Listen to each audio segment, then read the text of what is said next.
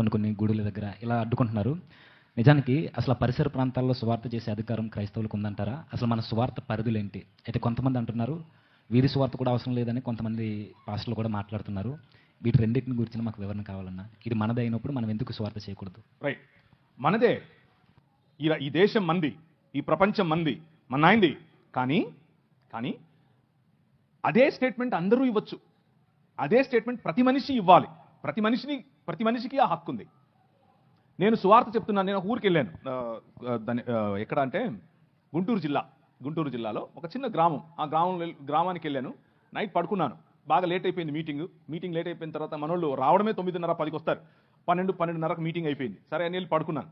ఒక ఉదయం 3:30, 4 అయింది. 4 అవ్వగానే గంట కొట్టింది. టింగ్ టింగ్. యెహోవా వలన ఆశీర్వదింపబడిన వాడా లే సోమరి లే అంటుండు. ఏ ఆకాశవాణి ఏంటి ఇది అనుకున్నాను. బయటకు వచ్చి చూస్తే బొంగులు పెట్టినాడు ఇంతవి. నేను పాస్టర్ గారిని అడిగాను, ఏంటండి ఏంటండి పాస్టర్ గారు ఏదో సౌండ్, సువార్త చెప్తున్నామండి అన్నాడు. అబ్బో భలే చెప్తున్నారు సువార్తలు. ఎలా చెప్తారు? నిద్రపోయేవాడిని కెలికి లేపి సువార్తనా? అది సువార్త కాదు. దానివల్ల మనం చెప్పే మెసేజ్కు విసుగొస్తుంది. ప్రజలకి విసుగు రాకుండా చేయాలి.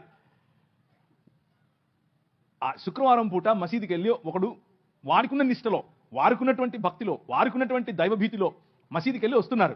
నువ్వు ఆ మసీదు కాన్ని నిలబడుకొని అస్సలాము అలైకుం సాహబ్ ఏలో అని చెప్పి వాడికి ఇచ్చావనుకో, ఏమంటాడు? 4 వేస్తాడు.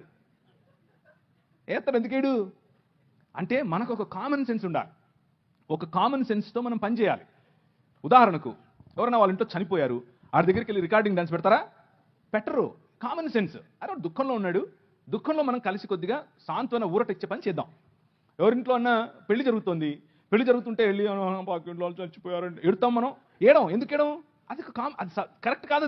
అది మనకు కూడా తెలుసు. అలాగే మనం ఏదైనా క్రీస్తుని గురించి చెప్పాలి అని అంటే దానికి టెంపులే దొరికిందా, మసీదే దొరికిందా? అవసరం లేదుగా. ఎందుకు చేయాలి అక్కడ? సో మనమే కావాలని రెచ్చగొట్టేట్లుగా ఎప్పుడూ ప్రయత్నం చేయకూడదు. ఇది మనది కాబట్టి నా ఇష్టం వచ్చినట్టు తిరుగుతాను అని చేయకూడదు. స్వేచ్ఛ అంటే విచ్చలవిడితనం కాదు, యథేచ్ఛవర్తన కాదు.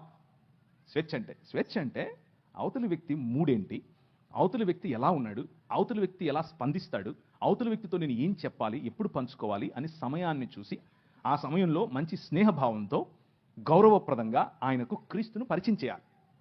వీధి సువార్త చేయండి, తప్పేమీ లేదు. కానీ వీధి సువార్త పేరిట గొడవలు పెట్టుకోవద్దు. మొన్న కొందరు వెళ్ళారు, క్రైస్ట్ గాస్పెల్ టీమ్, సంచులు వేసుకుని తెల్ల బట్టలు వేసుకుని పోయినారు. పోతే అక్కడ వాళ్ళు అడ్డుకున్నారు. వాళ్ళు కొట్టనికి వస్తే ఈడు కొట్టనికి వెళ్తున్నాడు.